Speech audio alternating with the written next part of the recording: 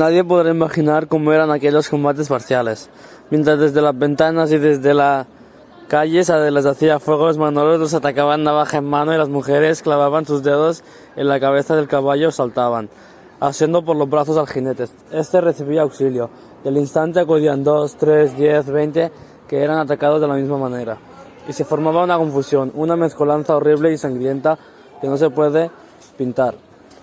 Los caballos vencían al fin y avanzaban al galope, y cuando la multitud, encontrándose libre, se extendía hacia la Puerta del Sol, una lluvia de metralla cerraba el paso. Perdí de vista a la Primorosa en uno de aquellos espantosos choques, pero al poco rato la vi reaparecer lamentándose de haber perdido su cuchillo, y que no pude impedirlo.